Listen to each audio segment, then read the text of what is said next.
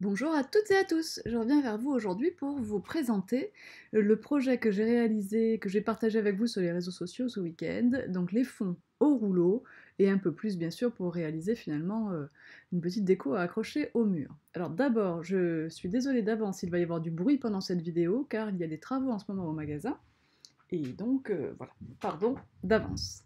Ici je vous présente le matériel nécessaire, il vous faut d'abord des peintures opaques, pour le moment j'ai les peintures Allegro, de la marque Stamperia, qui sont des peintures opaques avec une très large gamme de couleurs. Et pour les peintures translucides et semi-opaques dont nous allons avoir besoin pour ce projet, bien sûr, j'ai choisi la merveilleuse gamme de peintures Fresco Finish chez Paper Artsy.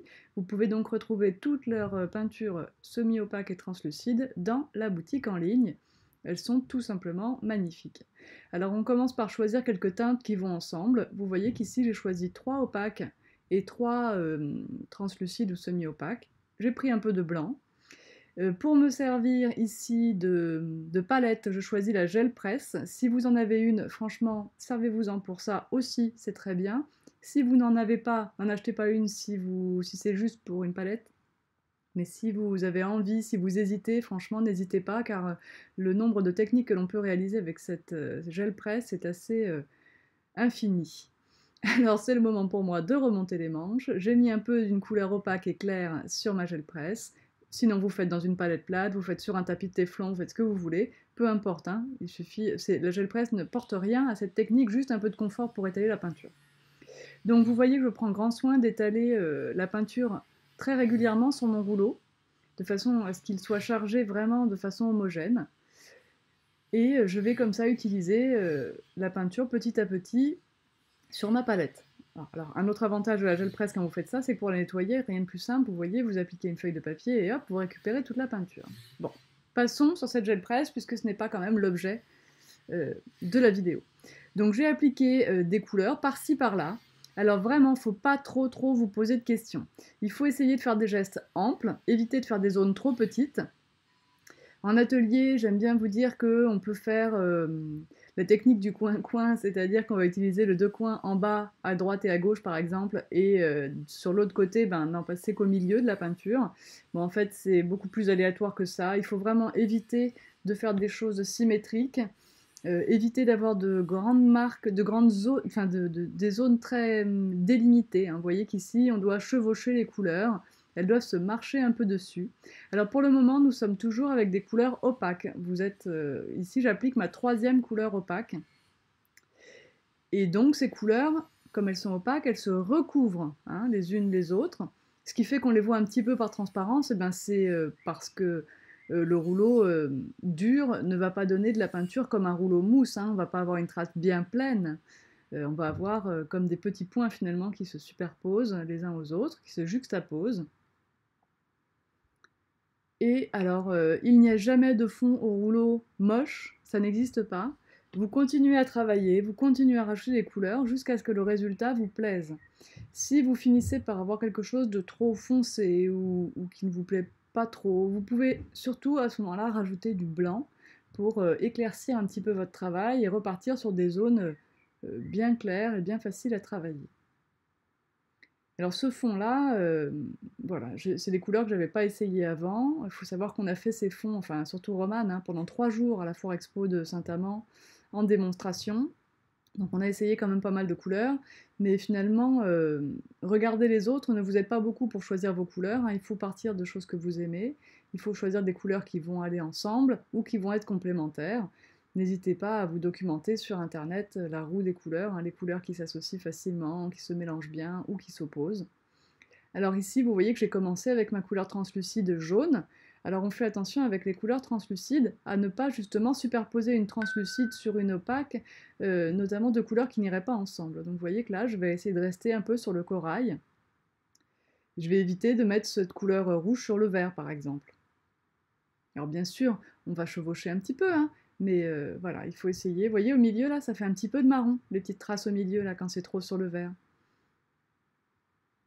Donc c'est pour éviter ce genre d'effet-là, enfin pour cacher en tout cas ce genre d'effet quand on trouve qu'ils ne sont pas réussis. Le marron qui est en train de se créer au milieu ne me plaît pas. bien, si jamais il se développait trop, si j'arrivais pas à le corriger par les couches suivantes, eh bien, je passerai un peu de blanc à cet endroit-là. C'est ce qui se passera d'ailleurs hein, pour cette toile. Enfin, cette toile. C'est un papier, mais à la fin, ça a vraiment le toucher un peu du tissu, puisque avec un rouleau dur, eh bien, on dépose un peu plus d'épaisseur. C'est étonnant, on dépose moins de peinture, mais un petit peu plus d'épaisseur. Vous pouvez remarquer également que dans les gestes que je fais, je ne fais que des horizontales et des verticales. J'évite de travailler à l'oblique. Moi, ça ne me plaît pas de mélanger les obliques dans les verticales et les horizontales. Peut-être que vous, oui. Donc, ce n'est pas absolument pas une règle. De toute façon, il n'y a absolument pas de règle pour faire ce genre de travail.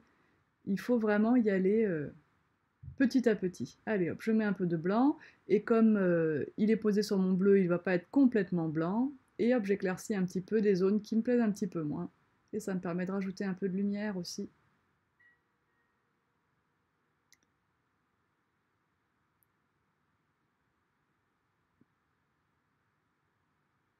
Alors vous voyez qu'ici, je n'ai jamais besoin de sécher entre mes couches, parce qu'en fait, on est sur des quantités faibles d'abord de peinture, et en plus, on est avec des peintures qu'on appelle chalk, des peintures qui sèchent très très vite.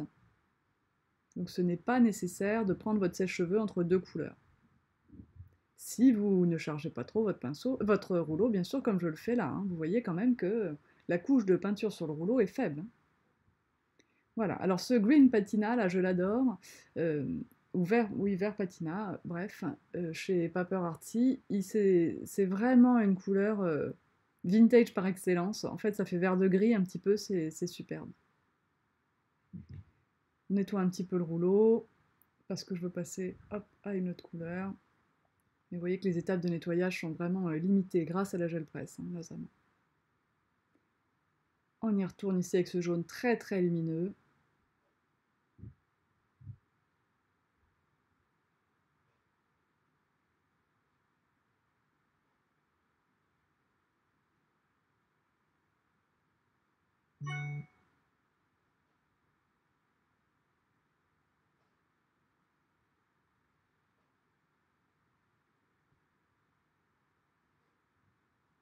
Vous notez que comme ces couleurs sont translucides, eh bien, quand elles se superposent, on voit toujours la couleur du dessous.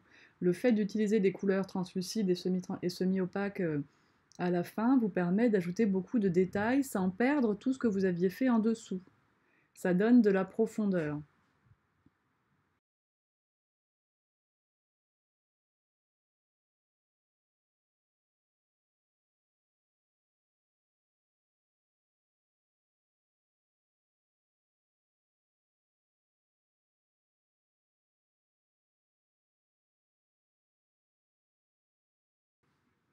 Alors je vais attaquer un second fond.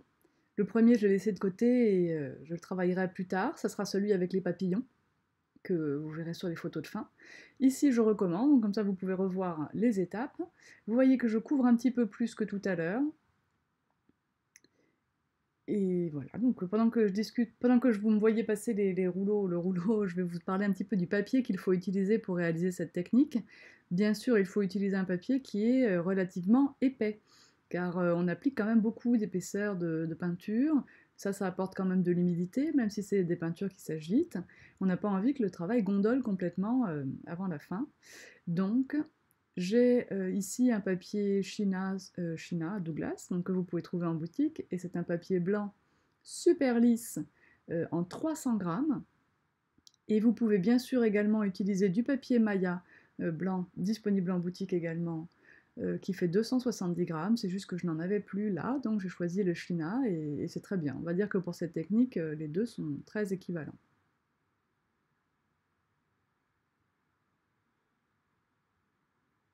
Alors, j'ai avancé un petit peu donc, sur celui-ci. J'ai terminé mon fond, j'ai utilisé un petit peu des couleurs translucides un petit peu différentes de celles de tout à l'heure. Vous voyez que j'ai mis un peu de blanc au milieu, milieu droite là, pour cacher certaines zones qui ne me plaisaient pas. Je viens de remettre du blanc sur mon rouleau pour pouvoir tamponner le tampon mandala. Et on va commencer donc à faire des éléments de fond. Du blanc pas sur mon rouleau mais sur ma gel presse, bien étalé au rouleau par contre. Voilà, je commence à travailler un peu mon fond et à ajouter des détails par-ci, par-là.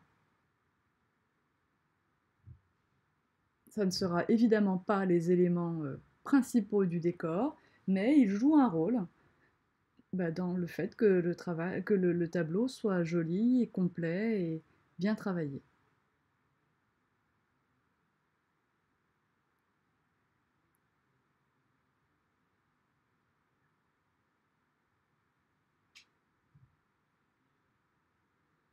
En nettoyant la gel presse, on a parfois de bonnes surprises, donc n'hésitez pas à garder vos papiers de nettoyage de gel presse, parce que parfois on a des choses vraiment sympas. Alors, on continue maintenant qu'on a fait le petit mandala. On le nettoie. Pour le nettoyer, on vaporise un petit peu d'eau dessus et on le nettoie à la lingette. Et si vous ne pouvez pas le nettoyer tout de suite, eh bien n'hésitez pas à vaporiser quand même un peu d'eau dessus, à poser une lingette humide sur votre tampon pour que ça reste humide tout ça et que ça soit facilement nettoyable, même une demi-heure après, si vous souhaitez faire votre ménage à la fin. Ici, je choisis un pochoir 100% tout en colle. Les triangles, alors je vous l'ai déjà dit pour les coups de rouleau, pour moi c'est un peu pareil pour les pochoirs, je n'aime pas quand on part à l'oblique, je préfère les horizontales et les verticales, alors une fois de plus, ça n'est pas une règle, c'est ce que j'aime. Voilà. Ici, mon embellishment mousse aquamarine, je l'ai depuis un an. Elle est un petit peu, parce que j'avais testé ces produits bien longtemps avant de vous les proposer en boutique, elle est un petit peu sèche, alors je remets un petit peu d'eau dessus, hein, dans le pot directement, pour qu'elle soit un petit peu moins sèche. Je travaille avec une éponge, les Blending Sponge chez Nouveau. Je sais qu'elles sont en rupture actuellement, normalement elles vont rentrer dans la semaine, et au pire, de toute façon, vous essayez avec une éponge, avec n'importe. On peut passer les embellissements de mousse avec tout ce qu'on veut, y compris à la spatule, sans aucun problème. Vous voyez que mon éponge ici dans mes doigts, elle commence à être bien sale, mais ça n'est pas grave. On la nettoie à chaque fois. Elle reste teintée, mais elle redevient propre quand même. C'est-à-dire que les couleurs qui avaient été précédemment utilisées ne vont pas se transférer sur les nouvelles. Et c'est bien ça l'essentiel. Donc c'est très long à sécher. Quand vous les lavez, elles ne sont définitivement sèches que le lendemain. C'est une mousse très très dense.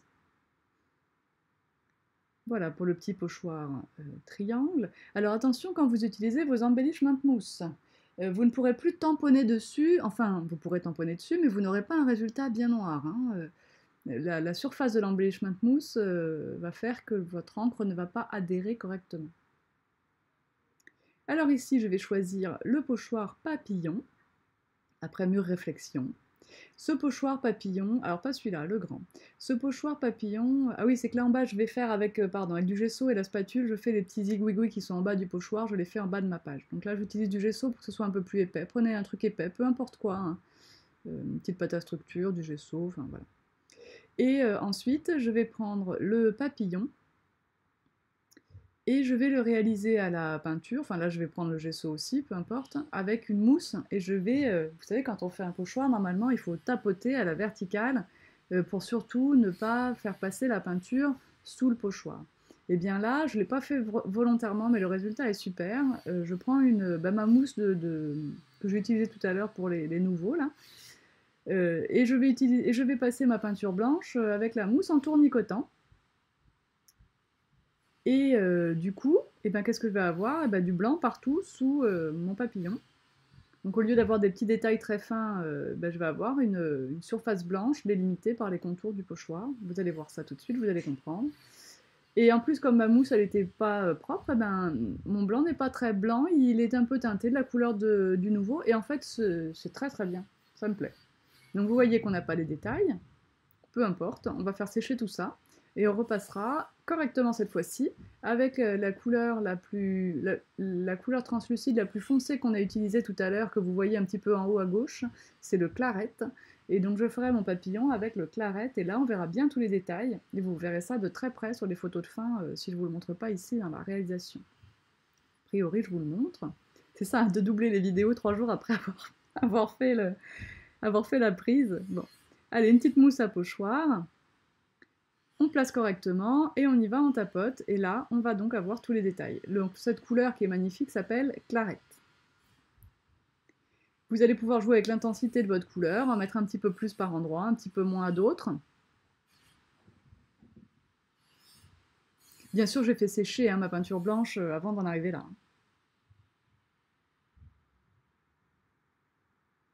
Et j'ai nettoyé mon pochoir. Vous voyez qu'ici, je fais bien, je tapote à la verticale, hein. À aucun moment, je ne fais des petits tourbillons avec ma mousse, hein, ce ne sont que des coups à la verticale, voilà.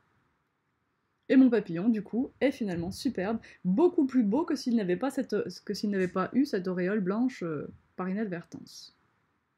Donc, tant mieux.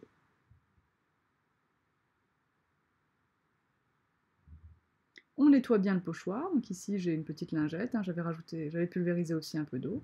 Donc dessus, dessous, bien sûr. On fait attention de ne pas soulever les petits détails des pochoirs, il ne faut pas marquer de plis surtout.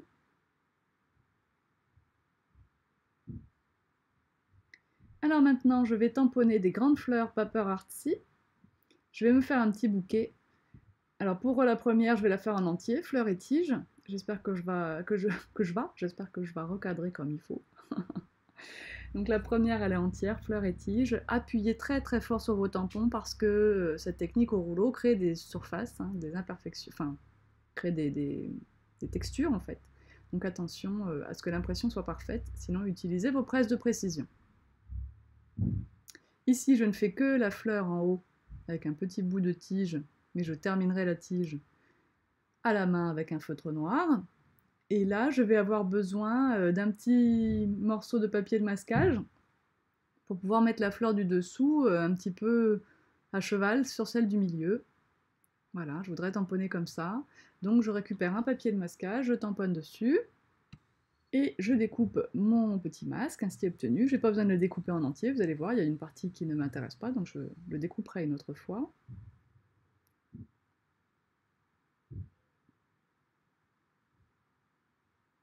Il faut être bien précis au découpage du papier de masquage si vous voulez que ce soit joli. D'autant plus quand vous faites un travail encore plus propre en carterie. Donc voilà, j'ai masqué ma première fleur, ce qui va permettre d'avoir l'illusion que celle-ci est dessous et de ne pas avoir de traits qui se superposent entre mes deux tampons. On peut recourber un peu les tiges dans le sens qu'on veut, c'est l'avantage des tampons comme ça. Hein. Et voilà. Maintenant, je vais peindre ces petites fleurs et je vais utiliser nos peintures translucides Paper Artsy, Fresco Finish. Pourquoi? Eh bien parce que ça va me permettre de garder tous les détails du tampon et de ne pas les cacher. Alors, j'aurais pu travailler directement comme ceci. J'ai décidé d'utiliser une technique que m'a montrée Leandra de Paper Artsy qui est de blanchir un petit peu la zone avant. J'aurais peut-être pas dû le faire parce que le blanc étant opaque, même bien mélangé avec de l'eau comme je vais faire ici, eh bien, vous voyez, je mets de l'eau dans ma palette et je prends de la peinture blanche. Donc même ce mélange très dilué de peinture blanche et d'eau reste quand même opaque et donc a tendance à cacher un petit peu les inscriptions. Donc je vais remettre de l'eau là-dessus pour essayer de récupérer les détails de mon tampon. Et vous verrez par la suite que quand on utilise la peinture translucide, même si elle est foncée, je vais utiliser encore la clarette, eh bien elle ne cache pas les détails puisqu'elle est translucide. Vous voyez là je rajoute de l'eau, déjà j'ai quelque chose d'un peu moins couvrant, et je vais rajouter encore de l'eau et passer ma petite lingette là, voilà. Rajouter encore de l'eau et repasser ma lingette avant que tout ça soit complètement fixé pour récupérer les petits détails de ce tampon.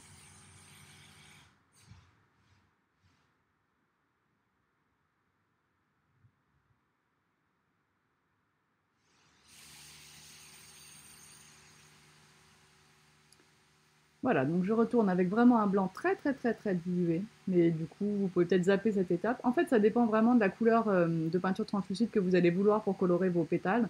Moi j'ai quand même quelque chose d'assez soutenu comme couleur. Alors il faudra vraiment que vous ayez à l'esprit qu'une couleur translucide n'est pas une couleur claire. Hein.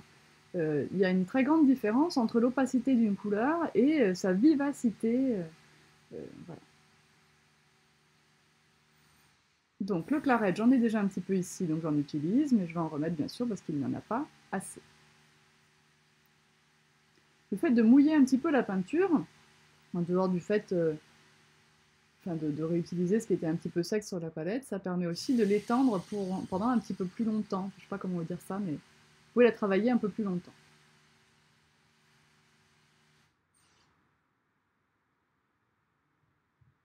N'oubliez pas ici que la vitesse du film est multipliée par 2. N'essayez pas de peindre aussi vite.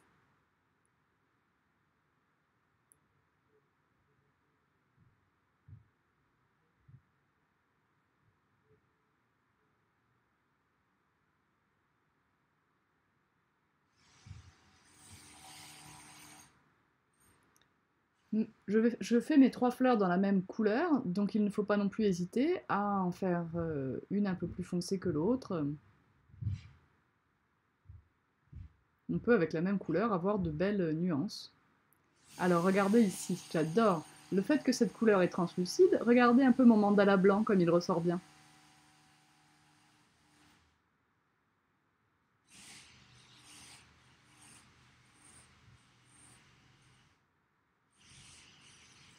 Allez, on va commencer un petit travail de nuance. Donc on va comme ombrer, ou plutôt assombrir une partie du pétale.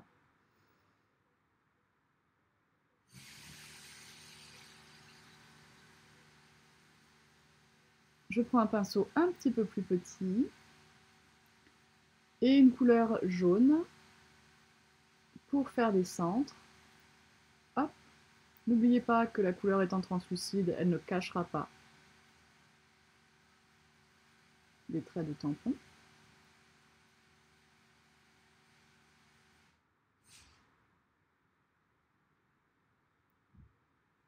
Donc je ne suis volontairement pas très précise sur cette réalisation.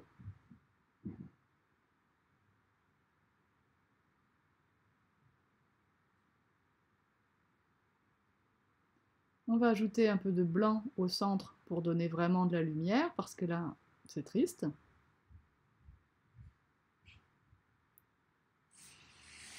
Du blanc non dilué.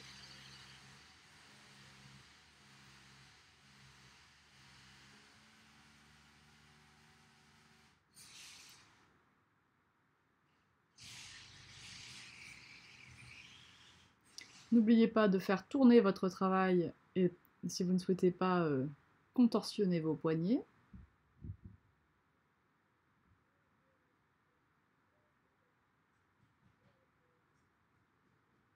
Ici, je choisis un rouge un petit peu plus orangé. Alors j'avoue que je n'ai pas les couleurs en tête.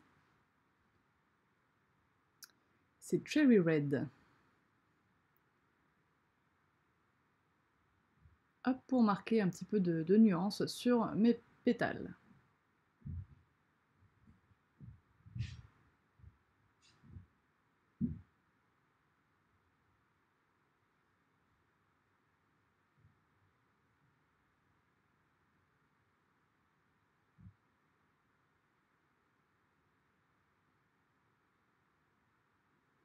On pourrait appeler ça du art journal, j'imagine. Hein. Journal, en fait, ce n'est ni plus ni moins que, au lieu d'écrire, d'apposer des couleurs, de dessiner, d'utiliser ses tampons en fonction de l'humeur qu'on a tel ou tel jour. Je ne sais pas pourquoi j'ai choisi ces couleurs-là ce samedi. Euh, ça correspondait forcément à l'humeur que j'avais ce jour-là, et puis ces petites fleurs, ce papillon, voilà, tout ça a été choisi comme ça parce que c'était une très belle journée, enfin voilà, certainement. Donc c'est un art journal, bien sûr, même s'il ne sera pas dans un petit cahier celui-là, mais plutôt accroché à mon mur.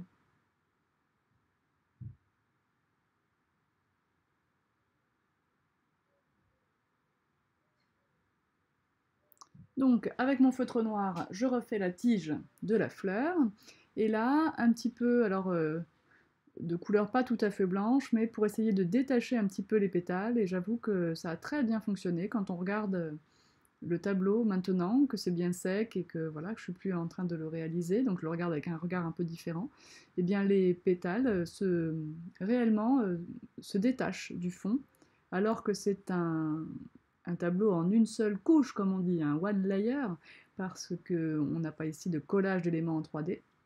Malgré tout, les éléments se détachent du fond grâce à cette dernière petite touche avec le pinceau.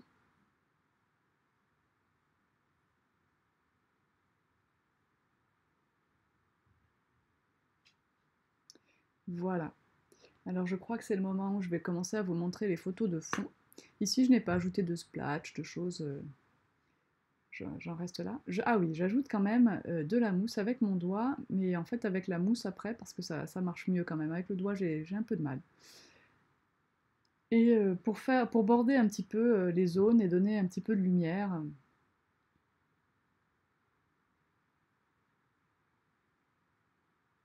j'en ajoute également sur le relief généré en bas, grâce au gesso et à la spatule tout à l'heure. J'ajoute d'autres couleurs estivales d'ailleurs sur ce bas.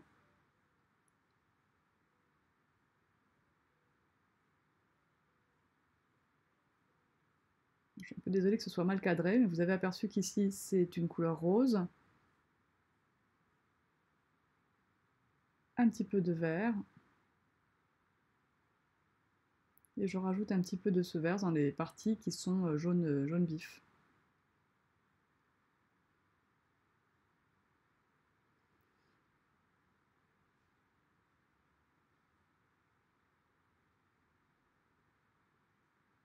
L'inconvénient d'augmenter un petit peu les ISO pour que vous ayez une vidéo bien avec des couleurs bien agréables, eh bien c'est que vous voyez un petit peu moins ces détails, les blancs sont un peu brûlés, vous les perdez un peu. Voilà, là on retrouve le vrai contraste de mon travail, les éléments en détail. J'espère que cette technique vous plaît, franchement faut que vous essayiez, vous verrez, vous ne pourrez être que conquis, je pense, conquise. Ici, on est sur le deuxième tableau, donc celui qui est réalisé avec le premier fond que j'ai réalisé entièrement avec vous. Ici, les papillons sont en 3D. Ils ont été tamponnés avec la Versafine Clair Twilight. Et c'est la planche de tampon, y compris pour les roses et pour ce texte, Paper Artsy, dessiné par Scrap Cozy SC04. Vous voyez ici le pochoir Splatch, alors vous l'aurez dans votre prochaine box, qui est réalisé avec l'embellishment mousse copper. Voilà, le pochoir plus ancien, carreau de ciment. Vous avez vu aussi le pochoir chevron. Donc j'espère que tout ça vous a inspiré, que vous avez envie d'en faire. N'hésitez pas à consulter l'article sur le blog Tout en colle pour avoir les liens vers tous les produits que j'ai utilisés aujourd'hui. Et d'ici là, partagez vos travaux sur les réseaux sociaux. Bye bye!